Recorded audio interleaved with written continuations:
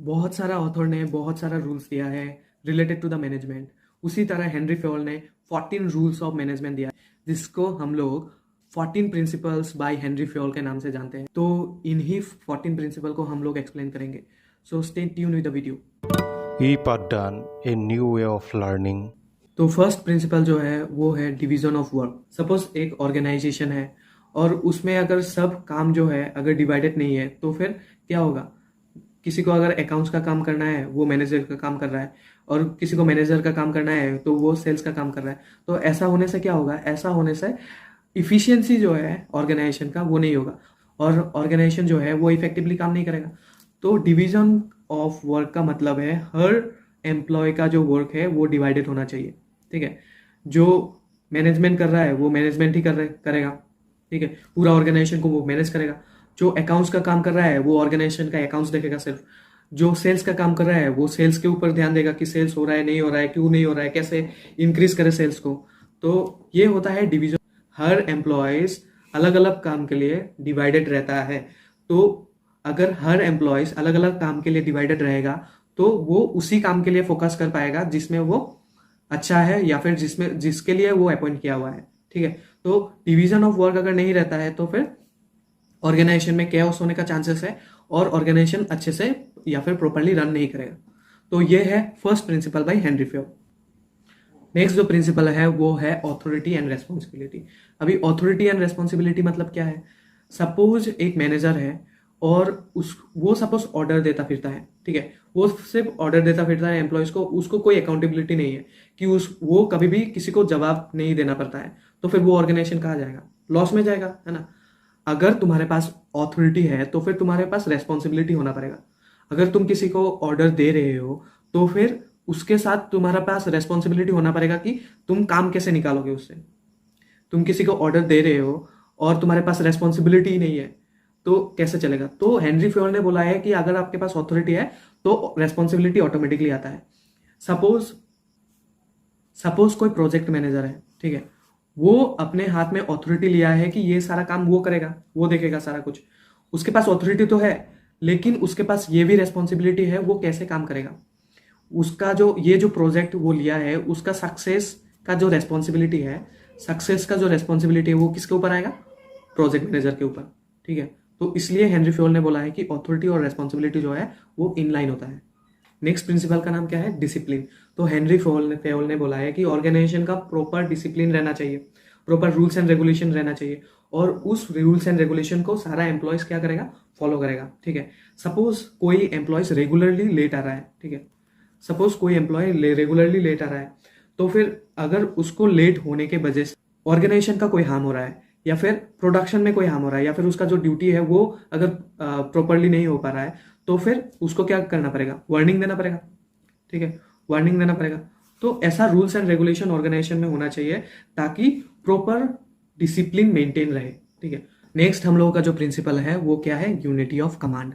Unity of command बोला है कि एक एम्प्लॉय, अगर कोई एम्प्लॉय है, एक एम्प्लॉय वो जो ऑर्डर रिसीव करेगा वो एक बॉस से ही करेगा। ठीक है, एक एम्प्लॉय, सपोज ये एम्प्लॉय है, ठीक है, ये जो रिसीव कर रहा है ऑर्डर वो एक बॉस से ही रिसीव करना चाहिए ताकि वो खुद कॉन्फ्यूज ना हो।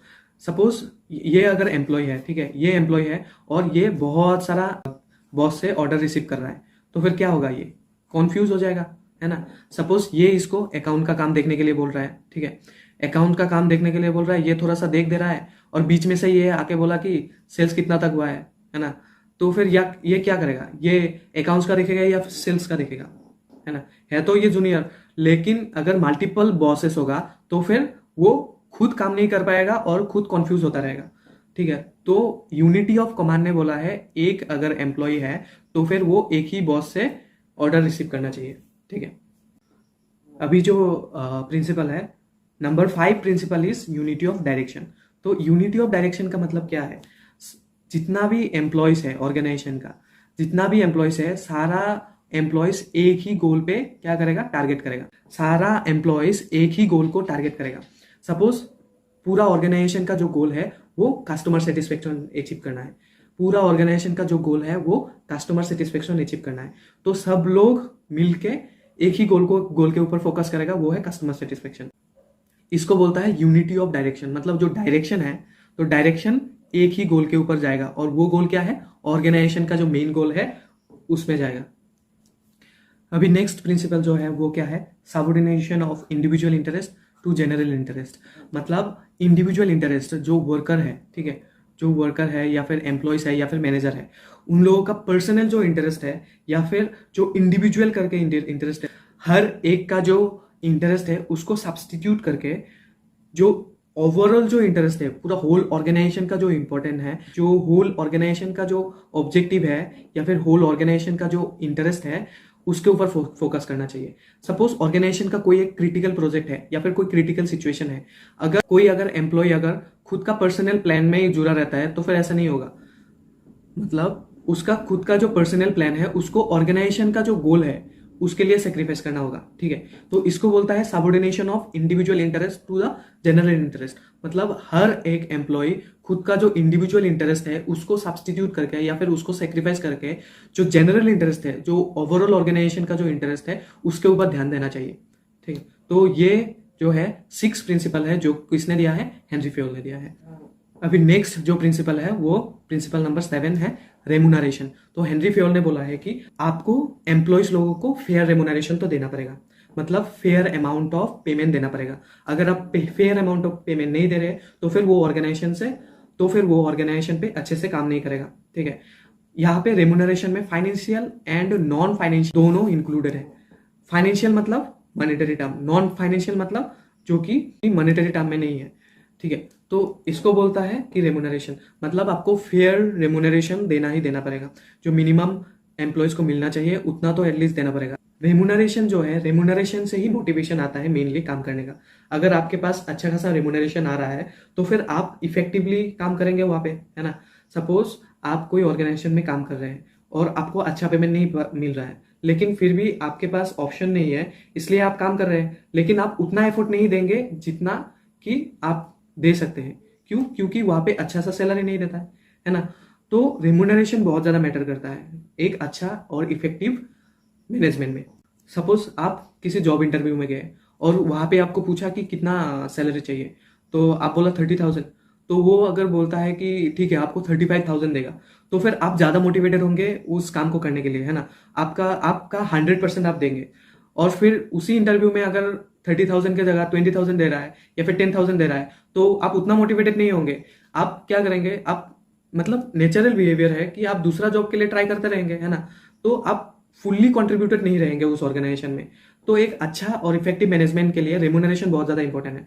उसके साथ नॉन फाइनेंशियल इंसेंटिव, जैसे कि आपको रहने के लिए एकोमोडेशन दे दिया, ठीक है, घर दे दिया आपको रहने के लिए, आपको ऑफिस आने के लिए कार दे दिया, तो फिर ये होता है कि जो कि नॉन फाइनेंशियल।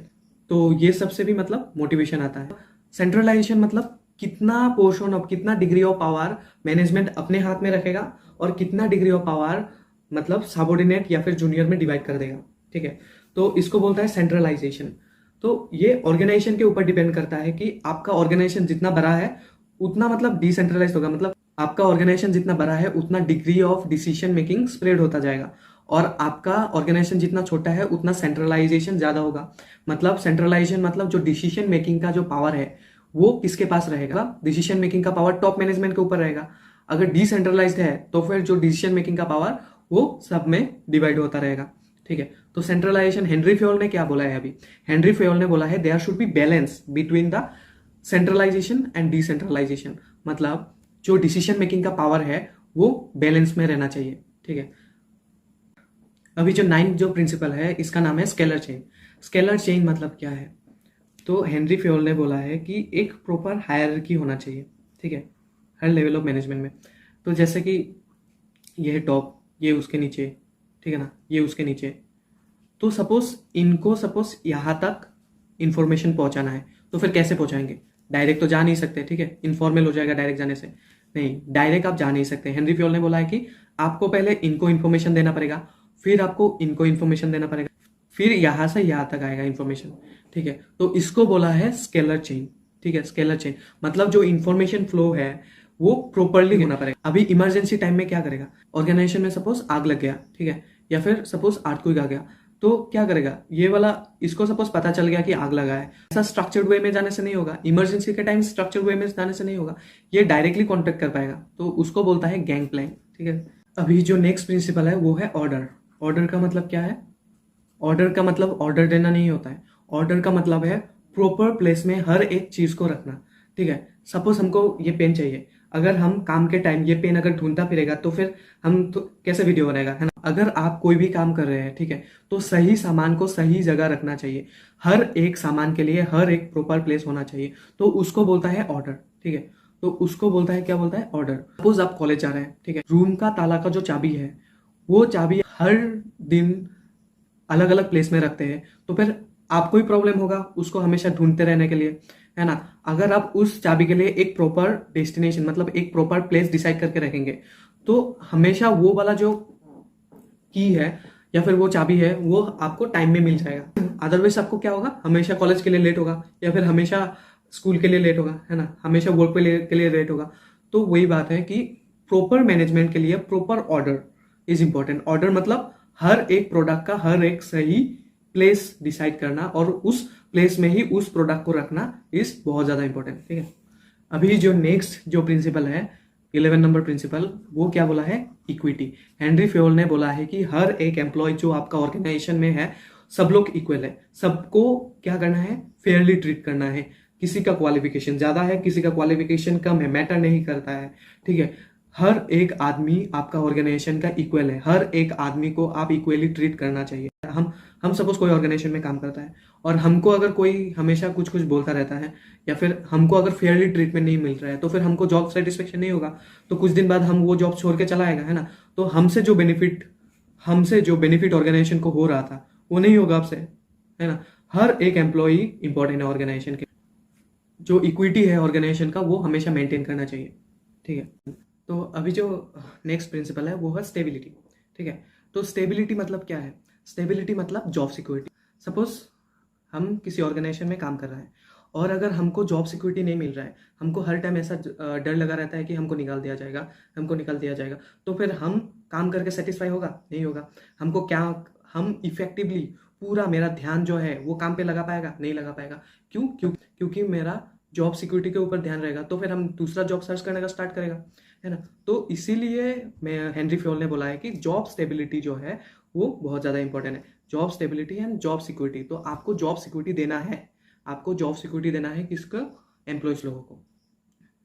सपोज आपका ऑर्गेनाइजेशन में जॉब सिक्योरिटी नहीं है, तो ऑर्गेनाइजेशन का जो एम्प्लॉयज है वो स्विच करता रहेगा, है ना। सपोज कोई एक एम्प्लॉयज आएगा आपके ऑर्गेनाइजेशन से सीख के वो दूसरा ऑर्गेनाइजेशन में चला जाएगा, क्योंकि आपके ऑर्गेनाइजेशन में तो स्टेबिलिटी नहीं है जॉब का, है ना। तो दूसरा कोई जॉब स्टेबिलिटी देगा तो वहां पे काम करेगा, एक्सपीरियंस आपके ऑर्गेनाइजेशन से ले लिया और अभी दूसरा ऑर्गेनाइजेशन में वो अपना एक्सपीरियंस यूज कर रहा है। लॉस किसका हुआ? लॉस आपका ऑर्गेनाइजेशन का हुआ, ठीक है। तो जॉब स्टेबिलिटी एक मैनेजमेंट का बहुत ही ज्यादा इंपॉर्टेंट प्रिंसिपल है by the Henry Fayol. Next जो प्रिंसिपल है वो है इनिशिएटिव। तो आपको एनकरेज करना पड़ेगा लोगों को कि वो लोग क्या करें, वो लोग नया नया इनिशिएटिव लाए, नया आइडियाज लाए, ब्रेनस्टॉर्मिंग सेशन रखना पड़ेगा। उस सेशन में एम्प्लॉयज लोगों को नया नया आइडिया जनरेट करने को बोलना पड़ेगा, ताकि आपका जो ऑर्गेनाइजेशन है वो इनोवेटिव वे में इंप्रूव होता रहे और ग्रो करता रहे, ठीक है। लास्ट जो प्रिंसिपल है वो है एसपीडी कॉप्स। एसपीडी कॉप्स मतलब है आपको ऑर्गेनाइजेशन में क्या करना पड़ेगा?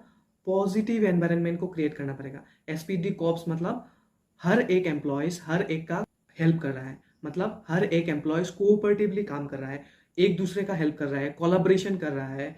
तो एसपीडी कॉप्स मतलब cooperation and coordination between the employees is most important rule in management.